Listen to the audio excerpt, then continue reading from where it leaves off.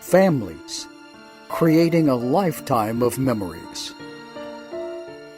Sadly, some families are denied these important moments due to the sad practice of alienation.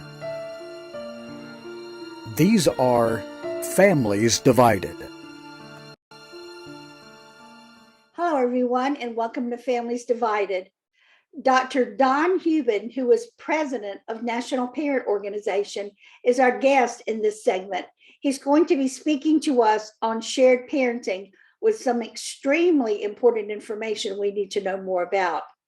I also want to remind you, September 4th is the last day to register for our upcoming international virtual conference. It's from September 9th through the 11th. It's a very exciting conference coming. We've got some all-star speakers for you. You also can go to our website, which is listed at the bottom of the screen here, and it'll tell you more information about it. The title of our upcoming conference is Handling Alienation Using Better Communication and Self-Care. This is something that we all need to know more about. And it's also not just for alienated family members, it's also for those who are professionals that work in the field of alienation. We've got many exciting and fun things planned, as well as much on your educational and support level. So please join us. We look forward to you being with us.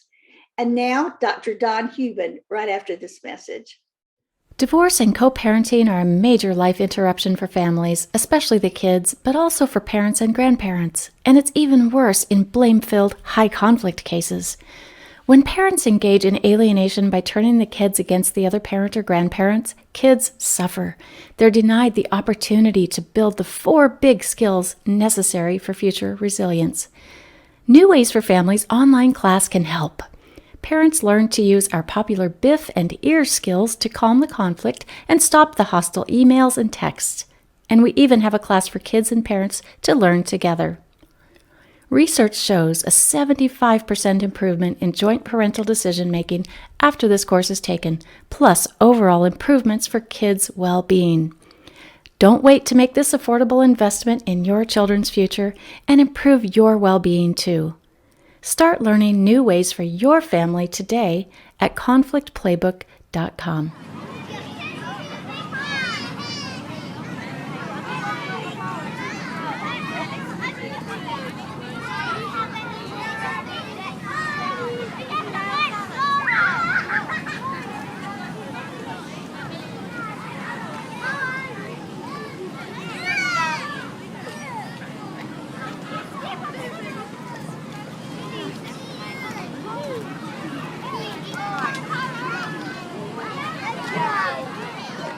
Hi, I'm Dr Hubin, Chair of National Parents Organization.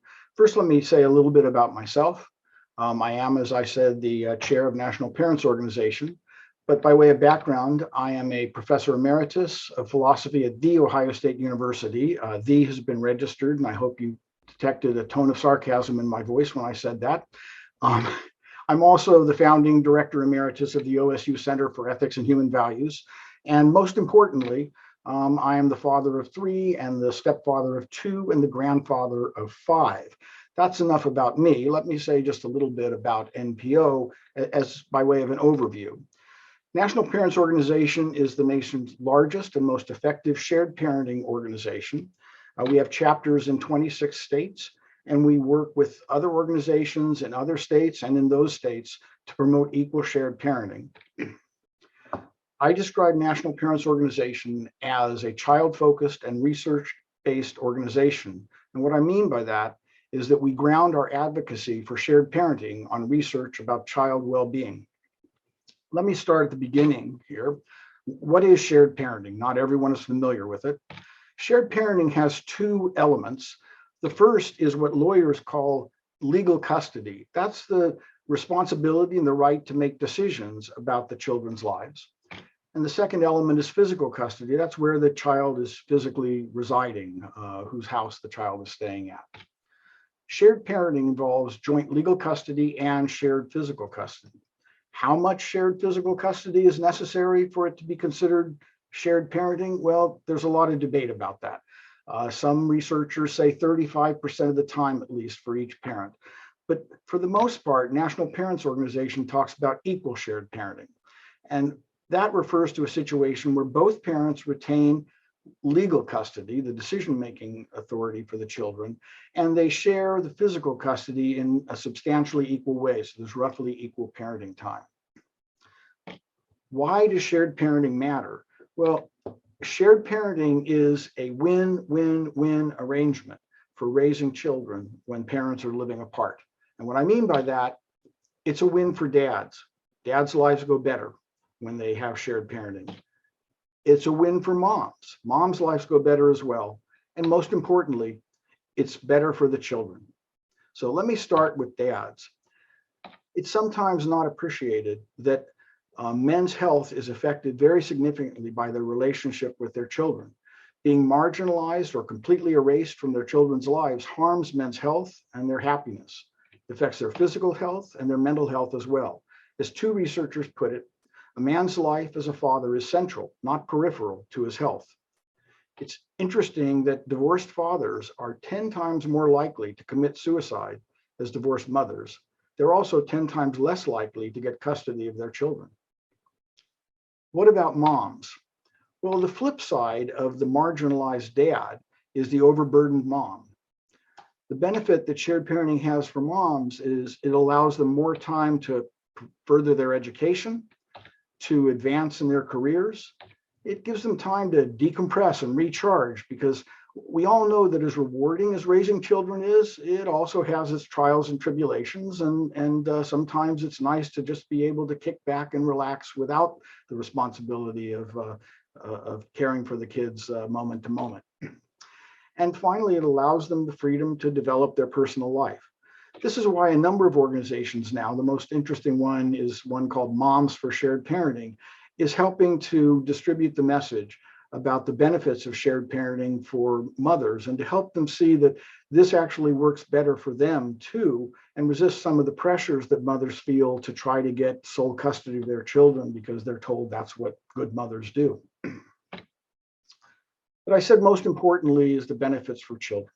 And we now have over 40 years of research that provide compelling evidence that in the vast majority of cases, shared parenting is best for children.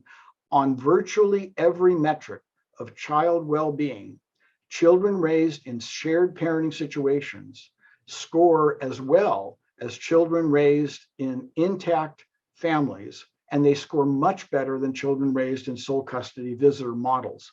And that's true regardless of the parental income or educational levels.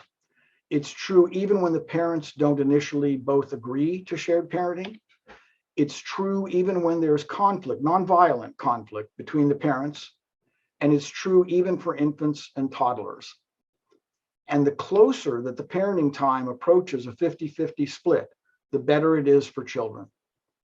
So I can explain more about shared parenting by addressing some of the myths that have grown up about shared parenting.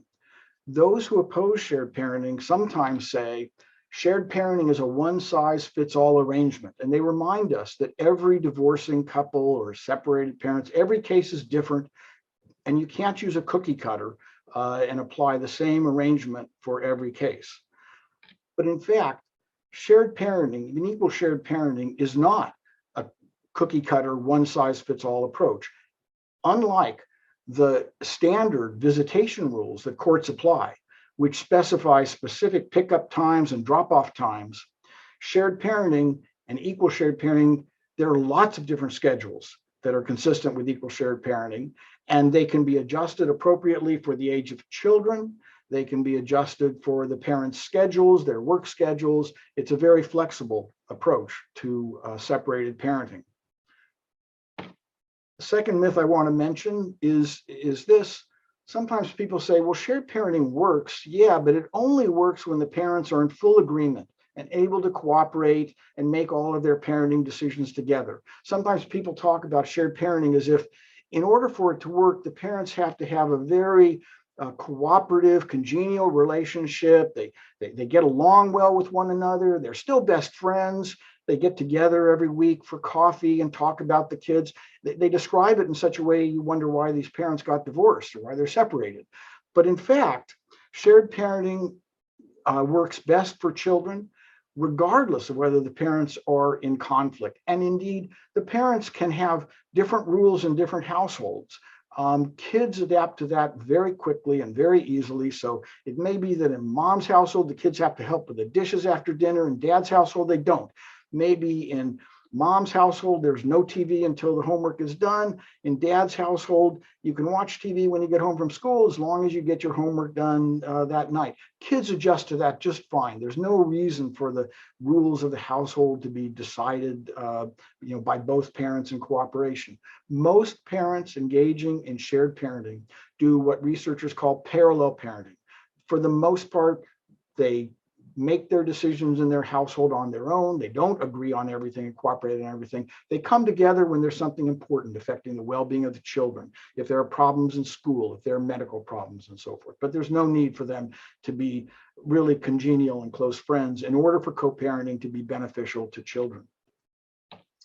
We sometimes hear that shared parenting increases parental conflict, but there's absolutely no research for that at all. In fact, parents engaging in shared parenting say that they have a better relationship with the other parent and they feel more support from the other parent than those who were in a sole custody visitation arrangement.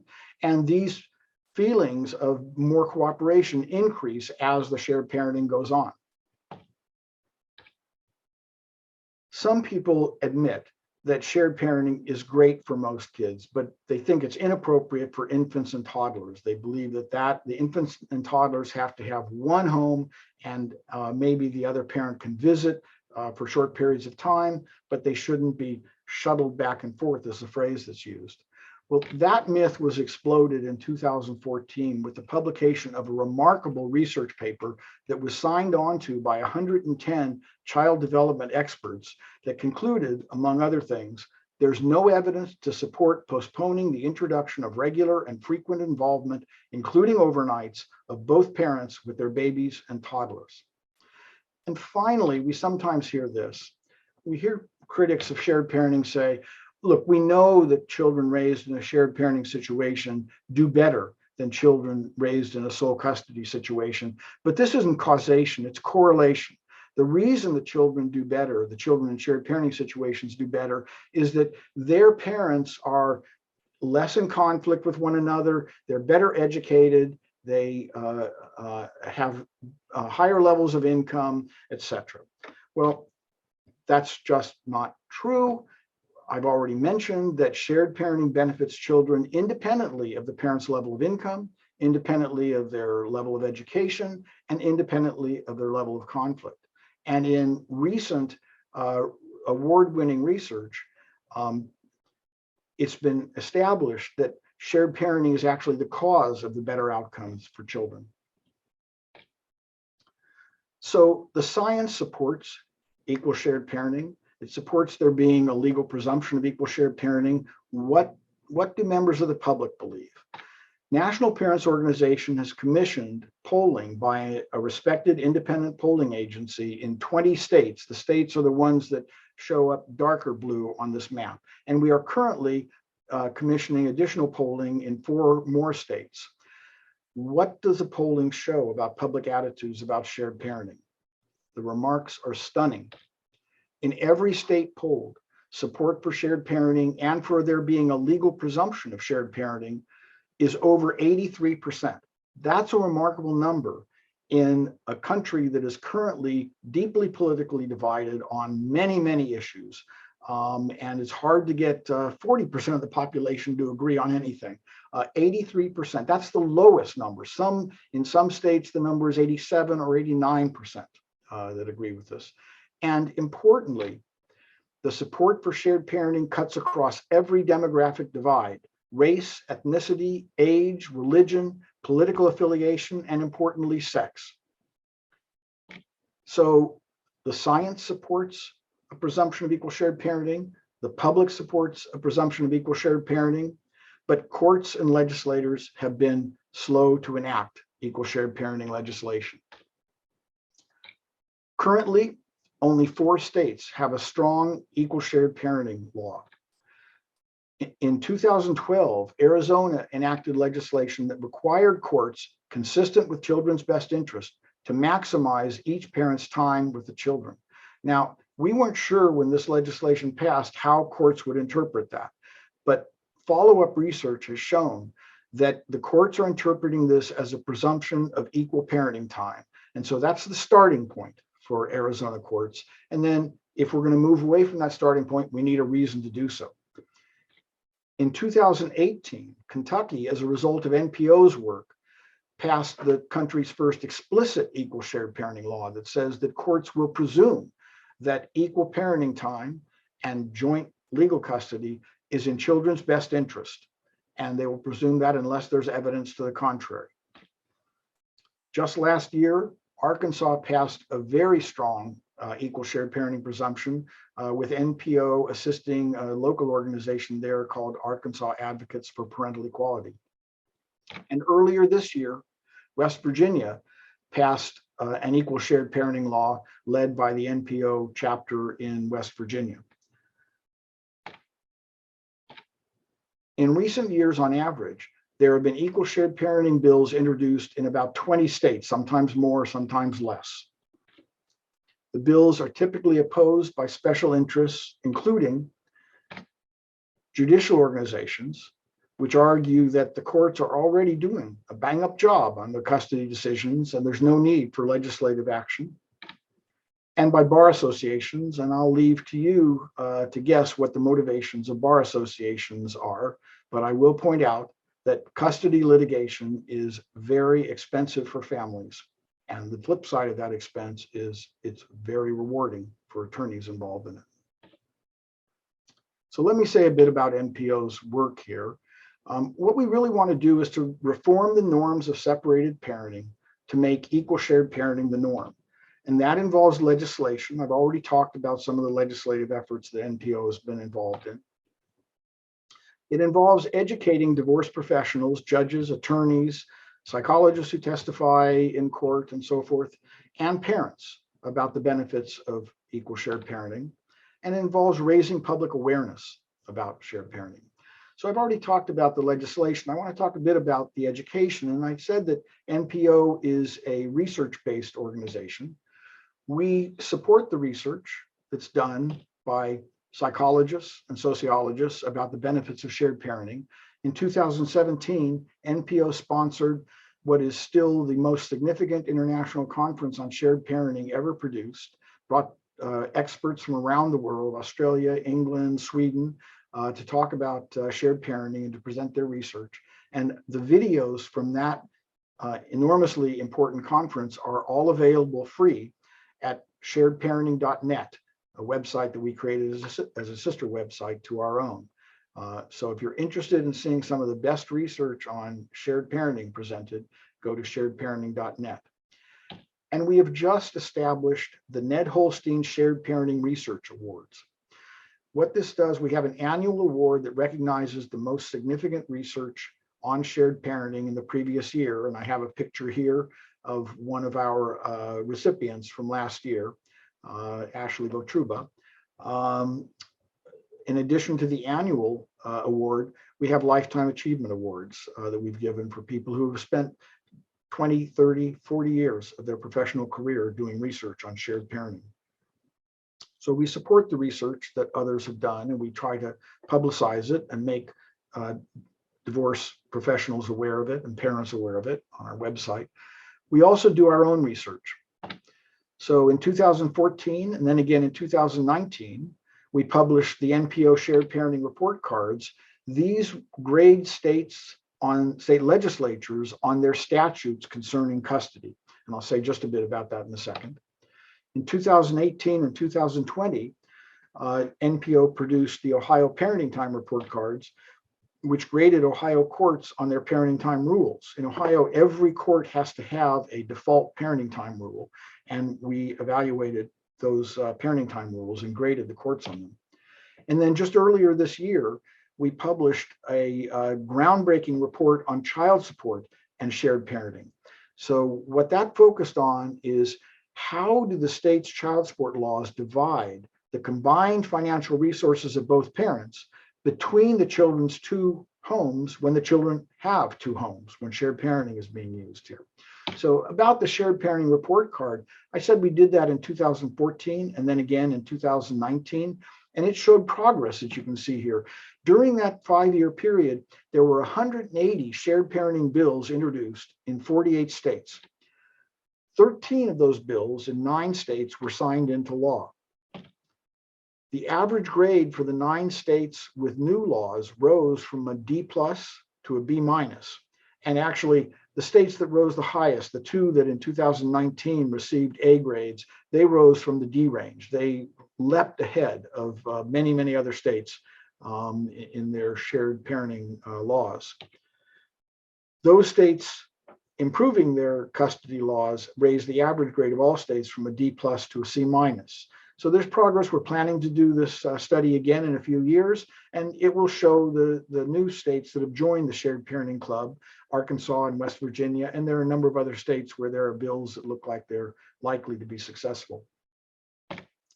The Ohio Parenting Time Report, as I mentioned, looked at each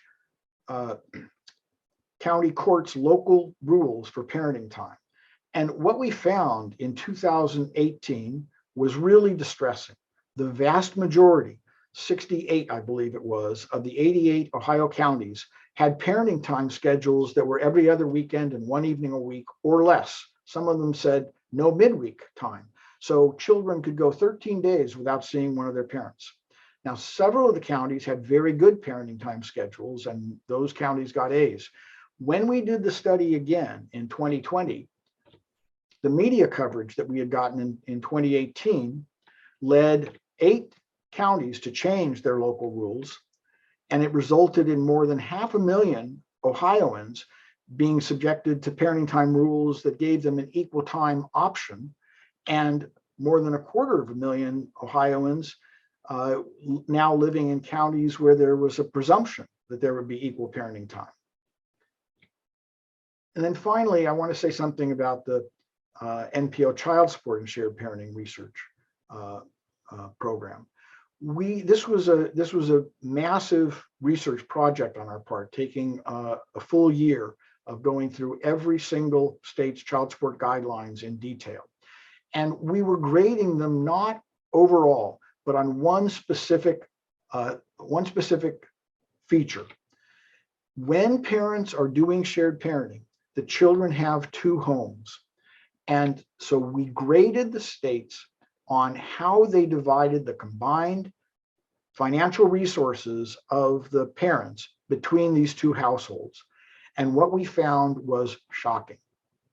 So there are several states that are doing a very good job of this, but of the 50 states in the District of Columbia, 22 received Fs, and 9 of those states got a 0 on our scale of 1 to 100. So if there were an F- grade, they would have gotten F-. And why did these 9 states get a 0? Because what their child support guidelines do is to put all of the child support money in one household, no matter how much time the children are spending in their other home. So a parent who's ordered to pay child support in those states will presumptively pay exactly the same amount if they never see the children, never even take them out for lunch, as if they see the children, they have the children living in their home 50% of the time and have rooms in their household for them and toys and a computer so they can do their homework and all of that. They will pay exactly the same amount. So those were the states that got a 0. But a lot of states do a very poor job of addressing the situation of shared parenting in their child support guidelines. The child support guidelines were created for the situation where one parent has sole custody, and they haven't been adjusted to deal with what is a growing trend of equal shared parenting, or even any mix of shared parenting. So that's some of the research that we've done, and the research has been effective. We were invited by the National Council of Child Support Enforcement Agencies to give a presentation to their research committee on our work, and it was very well received. We hope that the child support guidelines committees in the various states will take this seriously and improve their guidelines in ways that will promote shared parenting. We also try to raise public awareness of shared parenting, and recently we have succeeded in getting a number of states, 6 states, and the city of El Paso to declare April 26th to be Shared Parenting Day. Why April 26th? That's the day on which Kentucky enacted the first explicit equal shared parenting law in the country. And we're working to get other governors to proclaim April 26th Shared Parenting Day to raise awareness about shared parenting. Now, as I've indicated, I think there's still work to be done. Only have 4 states that have an explicit presumption of shared parenting now.